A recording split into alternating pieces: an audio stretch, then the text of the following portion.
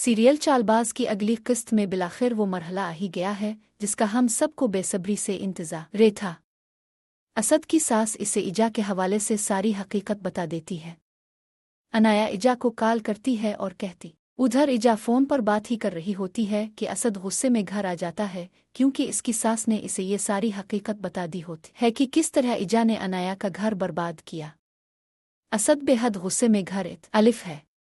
आयशा उसके पास जाती है और डरते डरते पूछती है क्या हुआ असद, क्योंकि कहीं ना कहीं असद बहुत गुस्से में होता है और वो इसकी कोई बात सुने बगैर एक जोरदार थप्पड़ उसके मुंह पर दे मारता है। आयशा तो जैसे सन्नाटे में चली जाती है, वो बिल्कुल सुन हो जाती है। इसे यकीन ही नहीं आता कि इसके साथ किया हो गया है। रूहान भी वहीं पीछे खड़ा होता है जबकि इश और रुंशल भी मुंह पर हाथ रख कर ये सब देख रहे होते। सब लोग हैरानी से इजा का तमाशा देख रहे होते हैं, इसी इजा का तमाशा जिसने सबका तमाशा बना दिया था। असद मजीद गुस्से में इजा से कहता है कि मैं सोच भी नहीं सकता था कि तुम इतनी झूठी और मक्कार निकलोगी। आयशा रोने लगती है और कहती है कि ऐसा कुछ नहीं है, मगर असद इसे कहता है कि तुम्हें सिर्फ इक़्तिदार चाहिए था।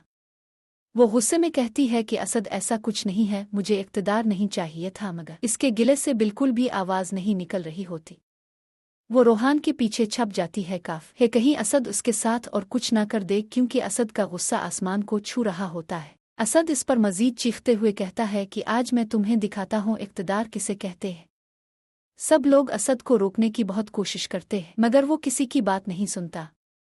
वो आयशा का हाथ गुस्से से पकड़कर खींचता है और इसे घसीटता हुआ बाहर ले जाता है। बाहर ले जाकर आयशा चीखती रहती है कि असद मुझे छोड़ दे, ऐसा मत करे मेरे साथ, मगर असद उसकी कोई बात नहीं सुनता और इसे इसके घर ले जाता है।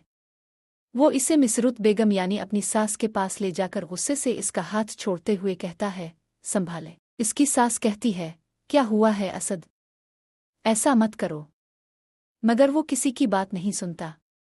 अलिफ सद गुस्से में अपनी सास से कहता है कि मुझे साथ निभाने वाली बीवी चाहिए थी, ना कि ऐसी मीम। अनाया भी वहीं खड़ी सब कुछ देख रही होती है और समझ रही होती है कि एक वक्त इसके साथ भी यही सब कुछ हुआ था और जीम इसकी जगह उसकी अपनी बहन अपनी ही चालबाजियों की वजह से यहाँ तक पहुँच गई है।